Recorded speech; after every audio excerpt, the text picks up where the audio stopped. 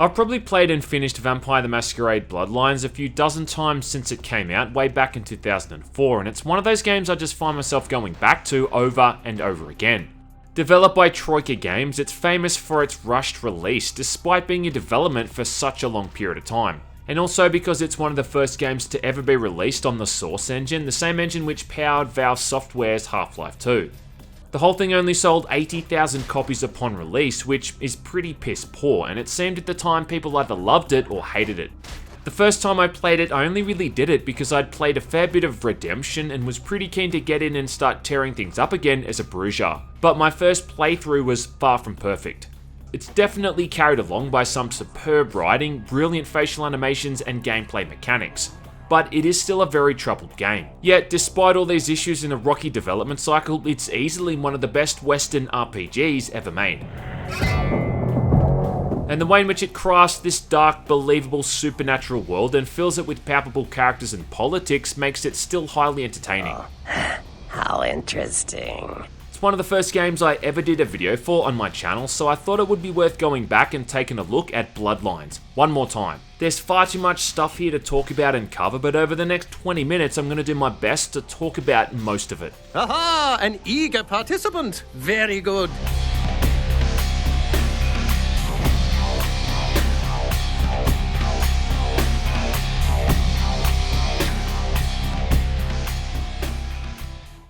So before the story even kicks off, you're thrown right into character selection, which is about as daunting as it could possibly be. Given a bunch of vampire clans to play around with and a couple of dozen different skills to invest in.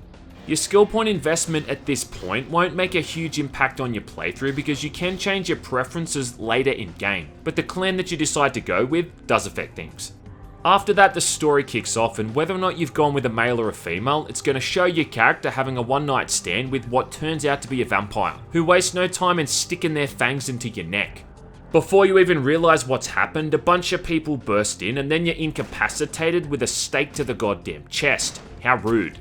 You're then taken before a vampire council where we learn the way that the world works. Turns out in vampire politics, you just can't turn anyone into a vampire without the say-so of the local prince. The one in this case happens to be a pompous douchebag called Prince LaCroix. Let's not jump to conclusions. So because your master broke the rules, he gets executed, with the prince sparing your life on the condition that you become his bitch and do his bidding. So, what I'm offering is not generosity, but the opportunity to transcend the fate woven by your sire. The way the underworld works in the Masquerade universe is that things follow a pretty clear-cut set of rules that everyone has to abide by to keep everything hidden from the outside world. On the one side, you've got the Camarilla, which are kind of the good guys in the sense that they're trying to maintain some sense of law and order. On the other side, you've got the Sabbat, which are kind of the bad guys. They're the vampires who see themselves as superior to humans and think they should rise up and take over. The sights in this haven pale in comparison to my ancestral estate. Then the other smaller faction is the Anarchs. These are a group who mostly side with the Camarilla only because their key values of upholding the Masquerade are in alignment, but they reject the system that the Camarilla is trying to enforce. LaCroix? Shit.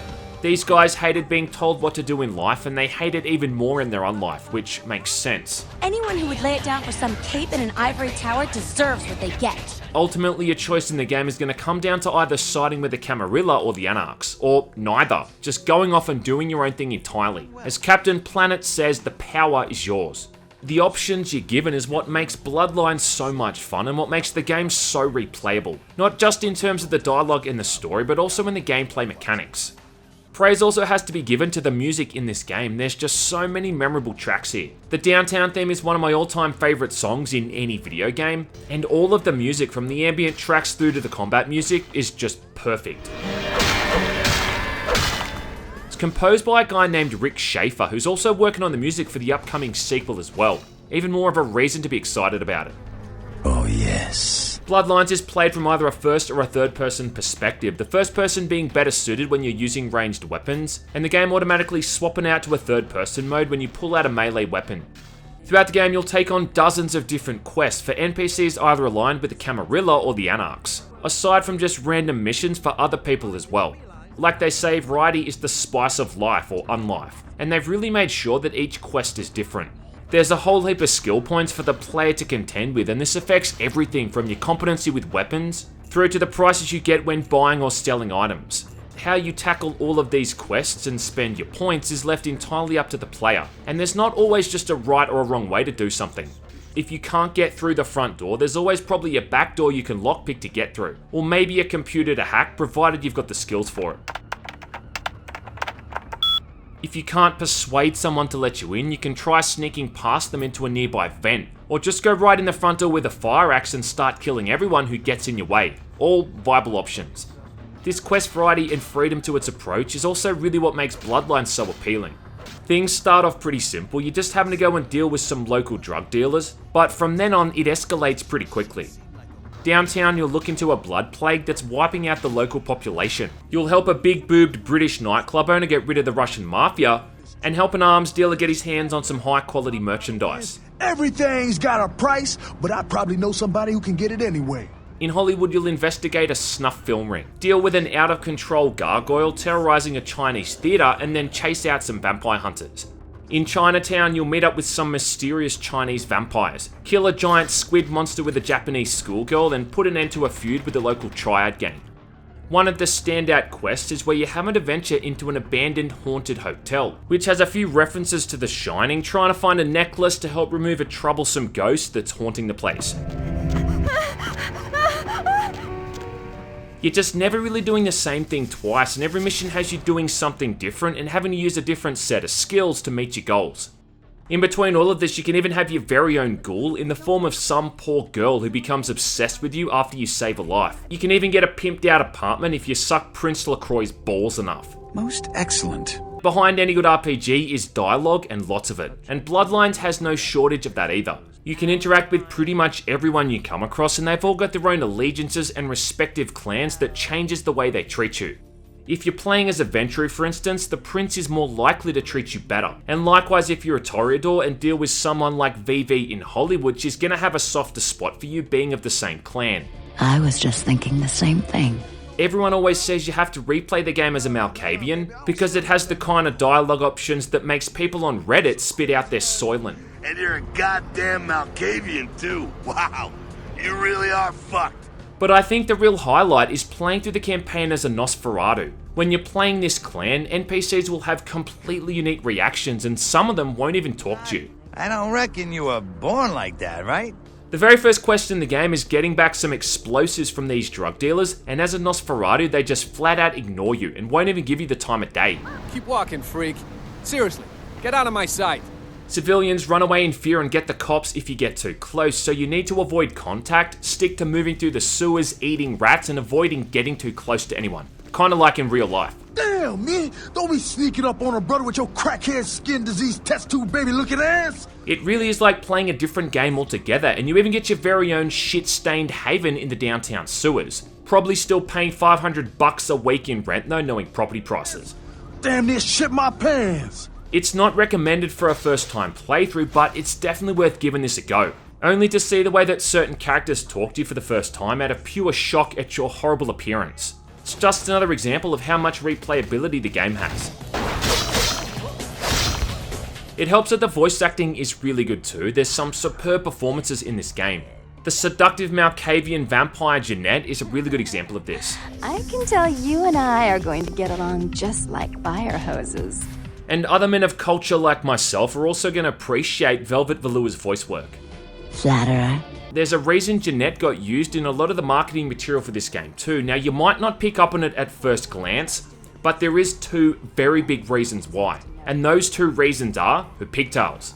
The Nosferatu Primogen Gary might be one of the coolest motherfuckers in any game ever. Like, this dude is just so suave and debonair, despite having a face that looks like he tried to kiss a blender. Where did it go? That thing seems to get around more than Mae West. Even the guy that sells you guns has so much charm. You just rarely see this kind of attention and detail given to throwaway characters. The ladies call me, oh god! But facial animations are still really impressive. I love the way certain characters pull these snide, sarcastic faces when giving you some kind of cheeky response. And when someone is pissed off at you, you're gonna know it. Shut up! Jeanette is just perfect. The faces she pulls during dialogue are incredibly emotive. And if there's ever been a better example of a don't put your dick in crazy character in a video game, well, I've yet to see it. That was cliche and predictable, but you can say it any time, and I'll act like you were the first and only. It really is sad that there's still so few games out there that have this kind of level of detail with facial animations. Outer Worlds came out recently, and some of the animations in that are pretty impressive, but I still think that this just run rings around it, and it makes you wonder what it would have been like if they had even more time to polish it up. During dialogue, your arsenal includes being able to persuade, intimidate, or seduce someone, and these can also have different responses. You can seduce women at all the various bars around LA, so you've got your very own personal blood bank. You can even skip entire subquests by seducing people too. God damn, you are one striking looking piece of ass. And simply being able to persuade someone during dialogue can progress a quest alongside netting you more cash or even extra experience points. However, this isn't always going to work. Try to seduce a member of the same gender, for instance, and it might backfire. Varafate fortare. Dyke. Intimidate I think is a cool idea, but it's often just wasted skill points. There's only a couple of times you can intimidate someone for any real gain. With other NPCs, most of the time it just pisses them off and you often have to go into combat as a result. Some clans even get their own very unique responses during dialogue. The Ventrue, as an example, can outright dominate someone and forcibly change their mind, which is pretty badass. Yes. I'm going to write a review that will destroy this restaurant. Malkavians have a similar ability too, called Dementation, which makes people have some kind of Initian-themed breakdown. Hear me, huh? Take my place. All I do for you, traitor! Now, when it comes to combat, you've got two options. You've got close range attacks, being melee weapons, and unarmed. Then you've got ranged weapons, which includes all of the guns on offer. Melee attacks are definitely the simplest and the easiest choice. All you've really got to do is just keep mashing the left mouse button and attacking someone relentlessly until they're dead. You can press the movement keys at the same time as attacking, which creates different combos, but this really isn't all that much more effective. You start off with some pretty crappy weapons like a baseball bat and a knife, but you'll eventually use a sledgehammer, fire axe, and a goddamn samurai sword. It's definitely an easy way to deal with most of the enemies the game throws at you. And as long as you've got enough points in defense to soak up the hits you're going to be taking, well, melee is a very effective choice. The melee weapons also feel really impactful. There's a nice chunky feeling to the combat, especially when you deal that killing blow and someone just ragdolls violently to the ground. It's oddly satisfying considering it's really just a combat system that's mostly about trading blows with your opponent. Unarmed combat though is pretty crappy. The problem is that half the time your attacks just miss entirely. With a blood discipline like Protein or Potence, which increases your melee and unarmed attack skills, you can become pretty powerful, but without these, unarmed combat is just underwhelming. Ranged weapons is when it starts to get a bit more interesting. Now, unlike melee weapons, to have any chance of being able to hit something, you need to have put some serious points into firearms. Like, you could go off and hit someone with your melee skill being at 5 points, for instance, and still be somewhat decent at it. But a ranged weapon at 5 skill points is about as accurate as a cross-eyed person with dog shit in their eye. A lot of the earlier guns you get in the game are just outright rubbish. The earlier weapons are a .38 revolver, a really crappy submachine gun, and a shotgun, and none of them are all that great, to the point that trying to use guns at this point is almost like you're handicapping yourself. I mean, just pulling out a knife or a baseball bat is way more useful. But the real problem is that the guns just don't become all that good until the second half of the game. By the time you get that firearm skill to around 7 or 8, it's the same time you'll finally start seeing some of the better guns in the game, like the revolver, the Uzi, or the Steyr AUG, and it actually becomes super effective. The Steyr AUG, for instance, makes some of the later quests just laughably easy, because that weapon almost works like a goddamn laser. And that sniper rifle you get towards the end is gonna literally one-shot enemies with a headshot.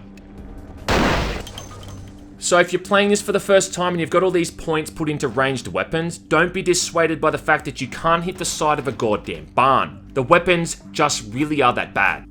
I've always found that melee weapons work best for the first half of the game, but for the second half, ranged weapons are definitely the better choice. The last couple of guns you get your hands on are an automatic shotgun and a flamethrower. And that shotgun, when you've got it in full auto mode, is just an absolute machine. Each clan also has access to different disciplines, and these are basically your spells. And there's 11 categories all up, with each clan getting 4, and some of which are unique to only a couple of clans. On the left of the screen is your health, and on the right is your blood, which is what is used for all of your disciplines. Now, every clan has blood buff by default, which is a pretty handy discipline that gives you a buff to all of your physical abilities. This is really useful early on in the game, so you can cheese your way through melee combat and other things like lockpicking. Stack it with something like Potence, which also gives you a strength buff, and you're gonna kick some serious ass. But it's the more unique disciplines where it starts to get interesting and pretty complex. Dominate, for instance, which I mentioned earlier, is the one that the Ventrue gets to use, and aside from being able to bend people to your will during conversations, you can also cause some nasty side effects on people in combat, like being able to make a bunch of people commit suicide at once, which is pretty brutal.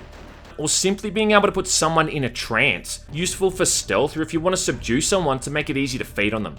Malkavians also get Obfuscate along with the Nosferatu, which is a discipline that makes you completely invisible. At first you can only crouch walk with this thing, but once it's maxed out you can run around at full speed, and even interact with the environment, hack into computers, lockpick doors, even perform melee kills. You can pretty much just run past everything, and because it barely uses any blood points, you can abuse the piss out of it. Another good one is Protein, which is unique to the Bruja and the Gangrel. And when this one's maxed out, you basically turn into a mini werewolf, grow giant claw hands and just rip people to pieces. It's brutal, if not very subtle. This kind of plays into the whole humanity and masquerade elements of the game, which is how some of these disciplines break the masquerade.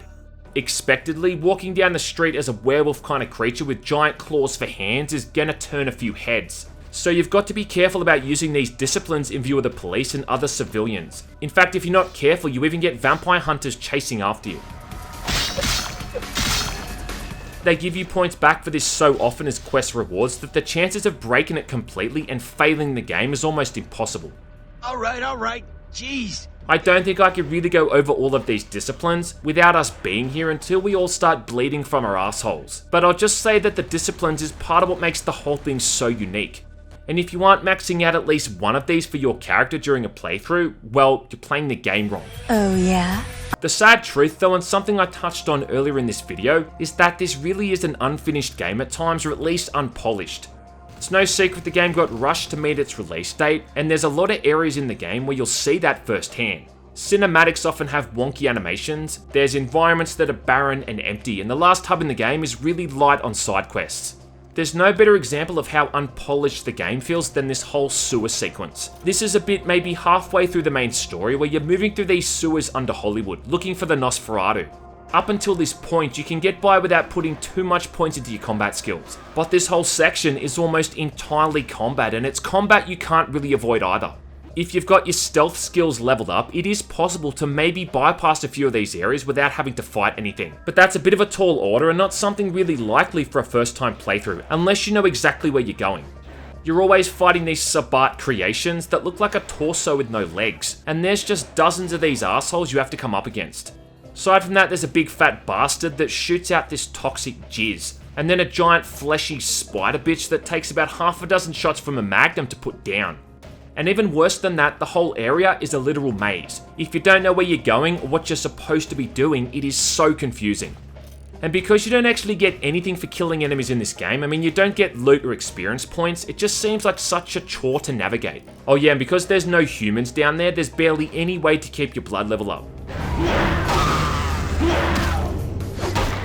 I can't help but think if they had more time to polish this quest up, it just would have been a lot more balanced out. It's easy enough when you know what you're doing, but first time players will find it a bit of a chore. And you'd honestly be forgiven for wanting to give up at that point. No. If you look at Bloodlines on the surface, it is easy to write it off as this buggy and unfinished game. But it is one of those things where all of these little details and moments throughout is what makes it so good. It's those moments when you're flirting with a schizophrenic vampire schoolgirl or battering a bunch of psychos with a fire axe where this whole thing truly shines. I think the few things the game does poorly is overshadowed by the myriad of things it does right.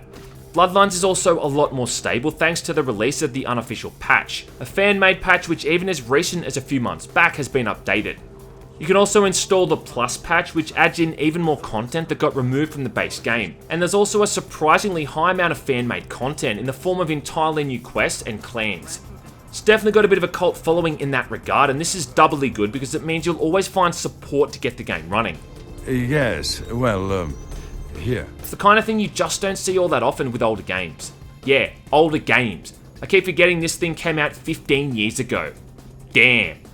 Truthfully, I could spend all day talking about this thing. In terms of single player games, it's easily one of the ones I've spent the most time playing. And it's also a game that's in my personal top 10. Its portrayal of a secret vampiric society, and the way it deals with the politics between clans, along with the abundance of abilities and powers you can play around with, transcends this game's technical issues. It demands multiple playthroughs and rewards the player's exploration and creativity. There's few games that have managed to stand the test of time over the years in terms of the base entertainment value, and aside from one of the wonkiest dancing animations ever, the game has aged pretty damn gracefully. How have you gotten this far? It's got action, horror, comedy, drama and romance all in one. And if you decide to actually check this thing out, well, let me leave you with some final advice. Don't open it.